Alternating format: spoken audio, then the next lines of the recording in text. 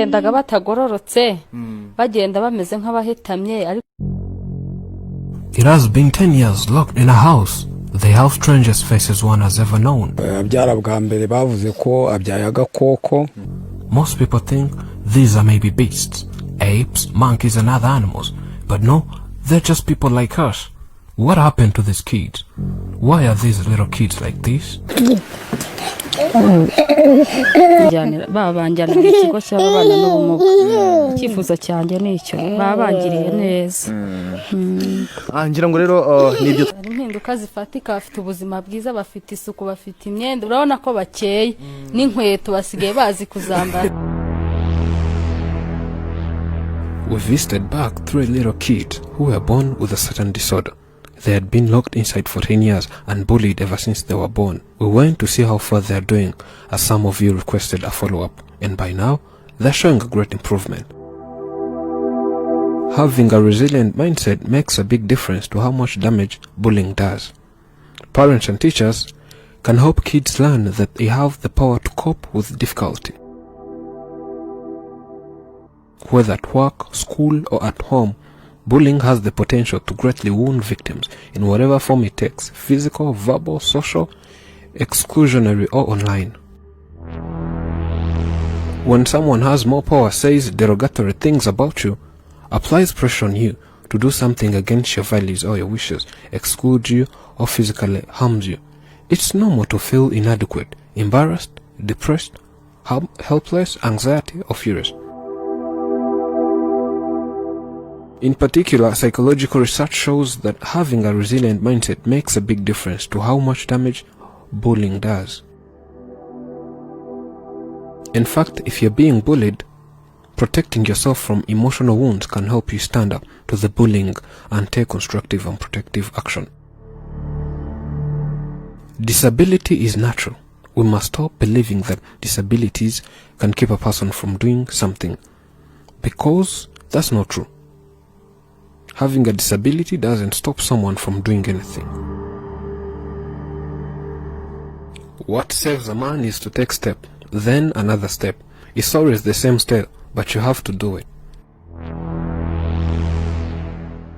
Life has completely changed and everything's now better. My children look healthy and clean than before. They try walk upright, not bent as before. Those are some of few changes they are showing. By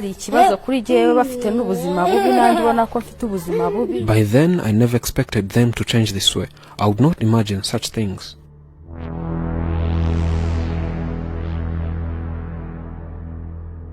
I thank God for people who supported me so that I could come to this community center, and also thank the community center itself to have taken care of these children so that they are cute at the moment.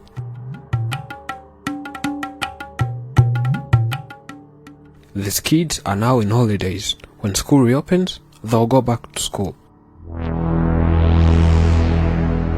By then, life was hard, but ever since people knew this, they started helping us in everything, whether food, clothing. And I now get time to cultivate, so the hunger issue was solved.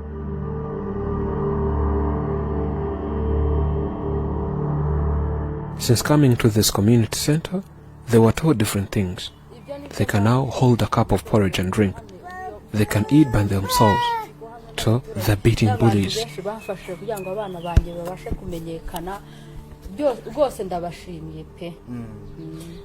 By when I delivered my first child, the second, then the third, they all looked like this. I wondered why. Why always me?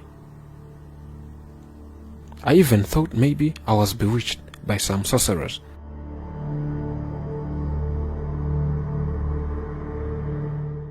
Their father did not be brave enough to welcome these kids who produced, as he suffered depression because of these kids, and later on, he committed suicide, says the mother of 3.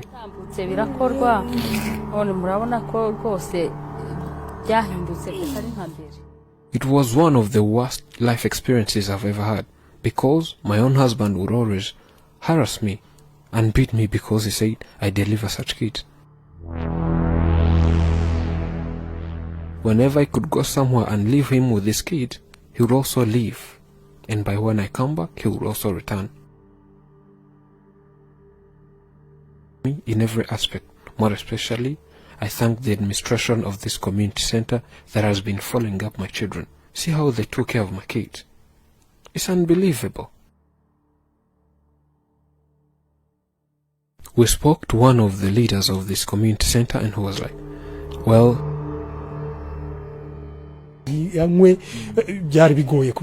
since day one, when we saw this video of these kids, at the very first day, we were like, wow. Our mission is to deal with the disabled and take care of them. And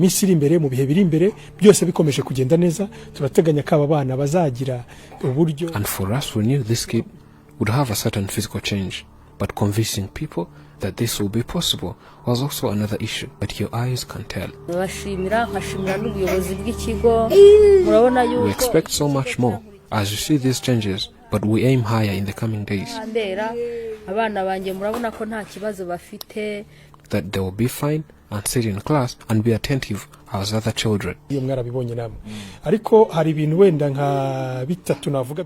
we do a lot of things for them. And one of the things we do for them is physiotherapy given to these kids. We have qualified physiotherapists who take care of these children and give them day-to-day exercises. hakoreshejwe ibikoresho byabugenewe n'abaganga babyigiye kubagorora ingingo kuvuga ngo niba bari bahetamye hari ikibazo cyari muri colonne vertebrale cyangwa se no mu ngingo muri rusange hari umwitozo rero wo whenever they awake in the morning they are washed then given breakfast. From there we start some little exercises that help stretch their muscles. akagaruka physiotherapy icya kabiri ni imyitozo ihoraho imyitozo abana yetu bafite bafata breakfast mu gitondo until noon when it's time for lunch.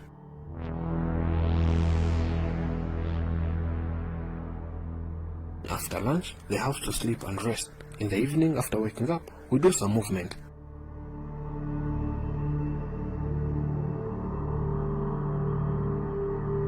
We started from 10 meters a day, 20 meters and so on.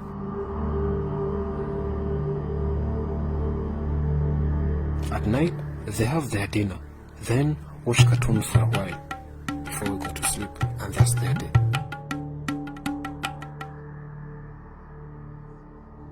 And we have to work on their health, so we keep giving them treatment whenever it's required.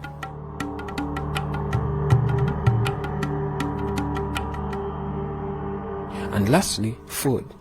Not every food is given to children. They need a balanced diet so they can grow well, and their muscles and bones need to be strong.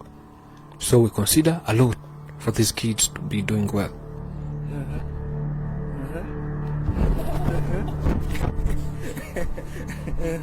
It takes so much things and so much energy for us to be able to do this. But what we want is just to make sure we're making an impact in the society.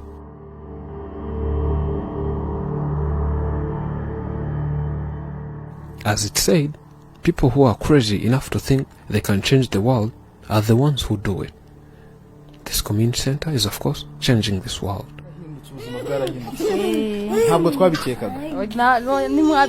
When you focus on someone's disability, you will overlook their abilities, beauty and uniqueness. Once you learn to accept and love them for who they are, you subconsciously learn to love yourself unconditionally.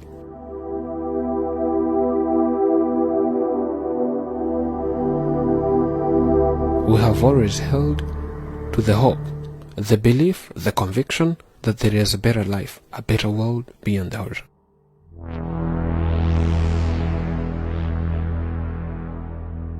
Let's hope everything will be better for these young children and that tomorrow is bright.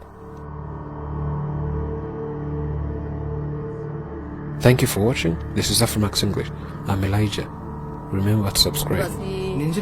Injira urebe nta kibazo gihari.